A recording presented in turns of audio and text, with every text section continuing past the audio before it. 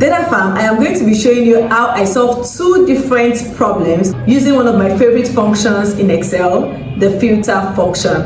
Don't forget to subscribe to my channel and turn on the notification bell so you don't miss out on my upcoming video. So let's dive in. So this is the first data set I'll be working with. It's a transaction data that explains the products that are being ordered by these customers and their region. So we have the customer name, the product, the information about the products that they've ordered. We have the name, the date of the order, the date of the transaction. We have the transaction amount, and what we are mostly interested in is this customer region. So what I want to do is I want to have different sheets here for different customer regions, for different regions. So I want to be able to get their regions from this data, and I want it to be dynamic such that once new records are entered into this main data, the respective regions are populated as well. All right, so let's do that. So to do that, we're going to be using the filter function. But first, I need to be able to extract the regions that I have in this customer region. I need to be able to extract them out so I would know the regions that we have. Now, there are actually two ways to be able to identify the unique values that we have. The first one is by using the unique function, and the second one is by using the remove duplicate option that we have in the data tab. So I'm just going to be showing you both. So I'm just going to use the Ctrl+Shift down to select all the values here. Then I will copy this. So let us go into an entirely new sheet, all right? So we don't have to mess up with that. So I'll just paste it here. Then I can go to the data tab. I go to remove duplicates here. So I remove the duplicate and okay. So this has given me the unique value. So I have only 6 unique regions here. So that means I'll be needing 6 sheets here. So let me show you the second way using the unique function. So I'm just going to undo this, then I'll use the unique function and I'll say =, unique. Then it's asking me for the array, which is the range of cells that have the values that you want to check. So I'm just going to click on this, that's Ctrl+Shift down. Then comma by unique rows, because it's going to be checking it per row like this. So I'll pick the unique row.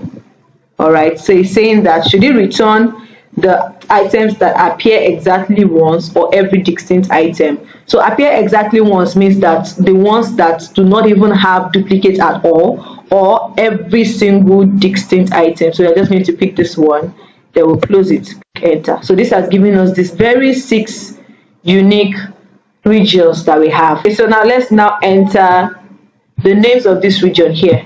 So here we have Lagos, we have Abuja,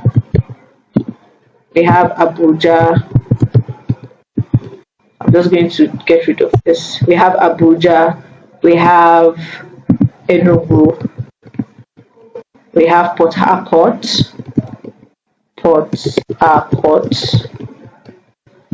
else? We have 2 more. We have Kano and Ibadan. So we have Kano, and we have Ibadan. So this Ibadan, where is Ibadan? Okay, here. So we have Ibadan. So since we have been able to identify the unique regions, we really don't need this sheet anymore. So what we want to do is that I want to make sure that we are able to extract the data that has to do with each of these regions to their respective sheet, right? So I'm just going to use Ctrl up arrow key to take it to the top. So for Lagos, we want all the transactions that have happened in Lagos to be here. Same with the other regions as well.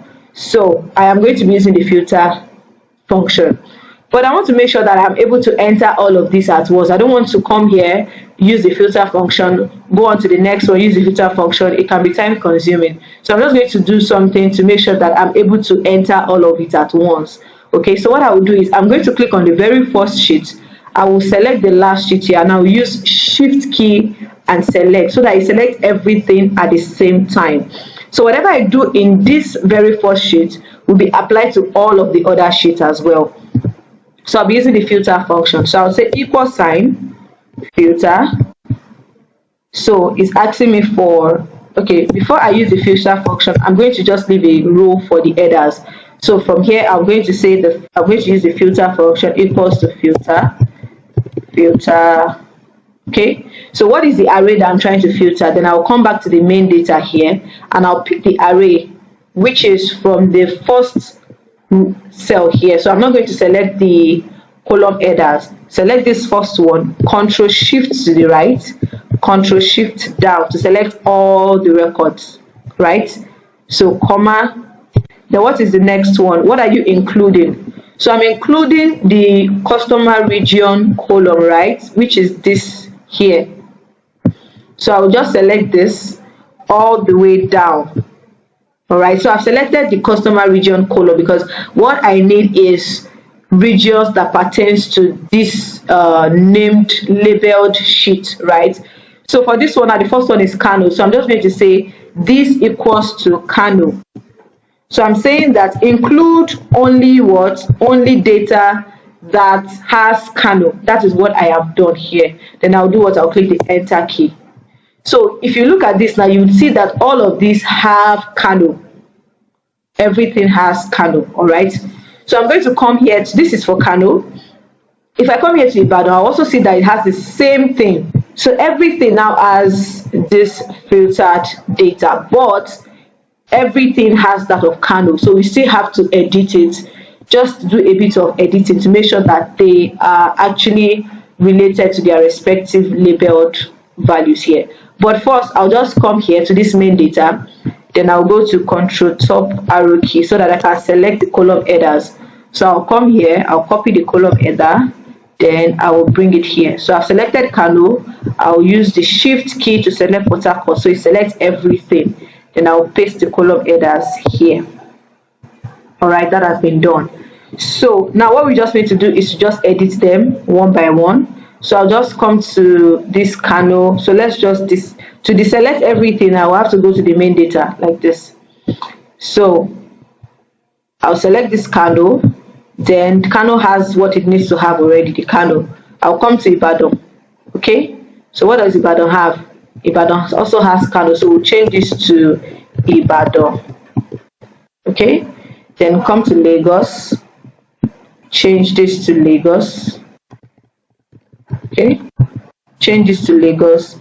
Come to Abuja, change this to Abuja, the very first one here. Control top arrow key. So I'll change this to Abuja. Change this to Abuja. Abuja. Okay, I'll do the same for Enugu and Port Harcourt. So for Enugu, I'll change this as well to Enugu. Then the last is what? Is Port Harcourt. So I'll change. You want to make sure that the whatever you're changing it to is also the same as what it is in the original data. So you make sure that you spell it the right way. All right? So this is Port Harcourt, Port Harcourt. Good. So we have Port Harcourt, we have Kano, we have Ibadan, we have Enugu, and so on. So from this main data now, if I come here and I populate this data with a certain value, a certain set of values from Lagos, let's say Lagos, let's say I got data from Lagos region and I populate this data set with Lagos region. Or maybe I have just a combination of different regions and I populate this. This will automatically get its own. This will automatically get its own. Lagos will also get its own. So you do not have to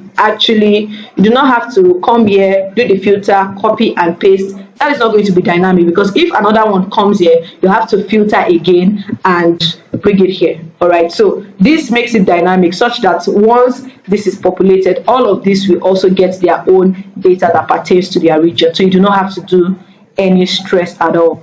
Okay. So now let's adjust everything at once, all right, so that they can fit into their respective cells. So select the very first sheet that we want to work with, then Shift D so that everything will be done at once. Then we use our Control A, all right, to select everything. Then we use our Alt HOI, so everything will be adjusted. So this is for Kano. We didn't select this one with it, so let's select everything again. Then Alt HOI. Good. So let's see Ibadan. Can you see Ibadan is now well arranged? Lagos, Abuja, Enugu, Port Harcourt. It applied to everything at once. Okay. So now let's say that, for example, you really do not need to have this underlying formula. All right, let's say that you just want to extract them, extract them and have the values. You want to get rid of the underlying formula. Maybe you don't want it to be dynamic, like I said. So you can actually do this for everything at once as well. All right, you can do this for everything at once as well. So you can just select everything just as it is now. Then you use your Control Shift D, right, to select everything from A to L. So this will go all the way down. Can you see, all the way down, so that it exceeds it? This is because they don't have the same number of rows. So if you select only the length of the first one, and you don't select the length of, if you select only the length of the first one, it will only work with the length of the first one. So others that have length that exceed that, it might not be able to give you the result that you want. So you want to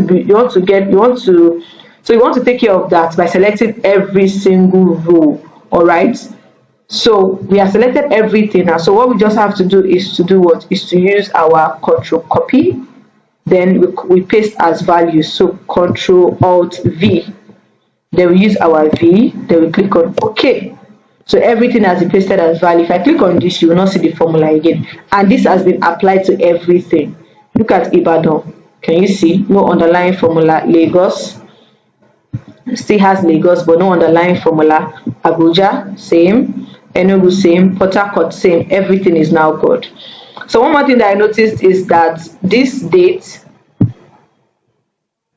has changed. All right, the format has changed. So we want to make sure that the format still remains as date. So we can just select this and then we change this to date, short date. Can you see? It will apply to everything at once. So this can be used for data cleaning or for data extraction, just something you want to do for a number of sheets at the same time. So you just select the sheet, then you do whatever it is that you want to do, but you make sure that you have it at the back of your mind that you have to be careful when doing this. All right, especially when you are selecting the number of rows that you want to work with. All right, the next one is to do something a bit more personal. Let's say this is a data containing employees of a certain company, and we have that information. We want to celebrate their birthdays every month.